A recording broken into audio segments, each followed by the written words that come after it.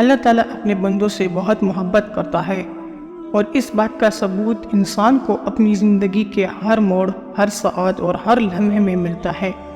یہ سچ ہے کہ معجزے نبیوں کے لیے تھے، اور نبیوں کے بعد معجزات کا سلسلہ ختم ہو گیا، مگر خدا آج بھی اپنے محبوب بندوں کی مشکل وقت میں بھی مدد کرتا ہے۔ فرق صرف یہ ہے کہ نبی بہترین ایمان والے اور شکر بجا لانے والے تھے، جبکہ عام انسان شکر کے معاملے میں کنجوسی سے کام لیتا ہے۔ فرعون، جس کا اصل نام معصر بن ولید بن ریان تھا، ایک ظالم، جابر اور خدائی کا دعویٰ کرنے والا ملعون تھا۔ ایک دفعہ سفر پر نکلا تو راستے میں اس کا سامنا ہامون سے ہوا۔ دونوں کی دوستی ہوئی اور گہری ہوتی گئی۔ سفر جاری رہا اور وہ دونوں ملک مصر میں پہنچے اور آگے سفر کا ارادہ ترک کر دیا۔ فرعون کے دل میں خدائی کا شوق پیدا ہوا تو اپنے دوست ہامون سے اس بات کا تذکرہ کیا، اور پھر اسی کے مشورے سے لوگوں کی نظر میں معتبر ہونے کے لیے اس نے لوگوں کی مدد کرنے کی ٹھانی۔ ملک مصر کے بادشاہ سے داروغی مقبرے کی ملازمت لی۔ کرشمہ قدرت کے اسی سال وبائی مرض پھیلنے کی وجہ سے ہزاروں لوگ اپنی جانوں سے گئے۔ ظالم فرعون نے ہر لاش کے بدلے 1 دینار سونے کا لینا شروع کر دیا، اور اسی طرح اس نے بہت پیسہ جمع کیا۔ بادشاہ مصر نے اس پیسے کے عوض اسے پورے شہر کی داروغی دے ڈالی۔ چند عرصے کے بعد وزیر مصر وفات پا گیا۔ بادشاہ فرعون کے کام سے بہت خوش تھا، اس لیے اس نے مصر کی وزارت فرعون کے حوالے کر دی۔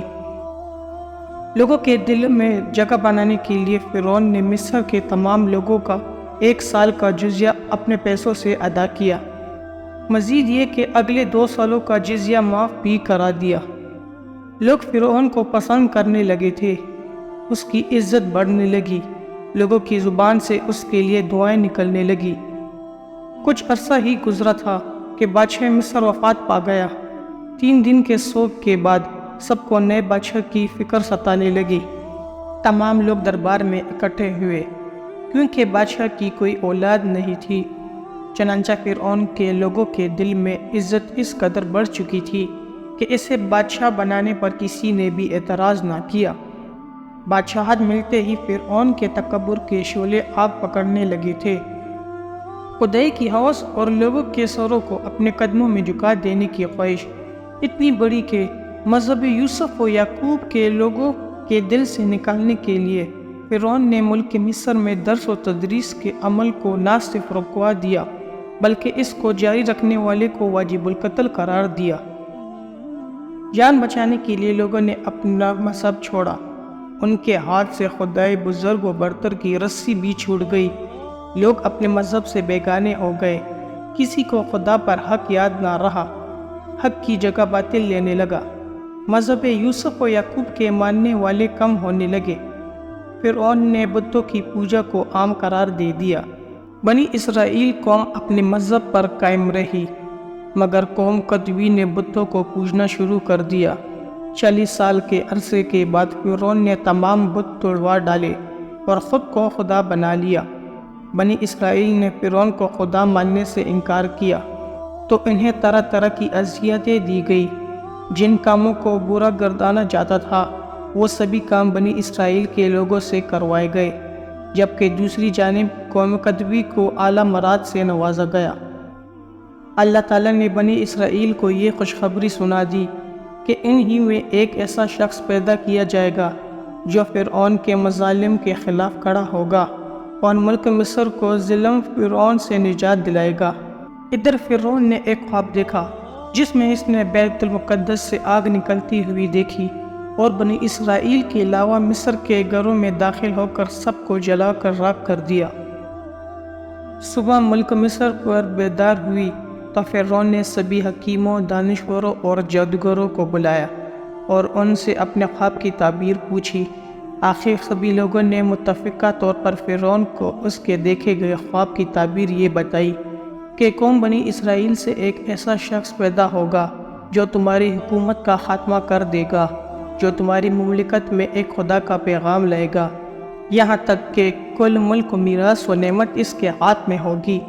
فرعون نے خواب کی تعبیر سنی تو اسے اپنا تخت و تاج ہاتھ سے نکلتا دکھائی دیا۔ جھوٹے معبود کے پیر اکھڑنے لگے تھے۔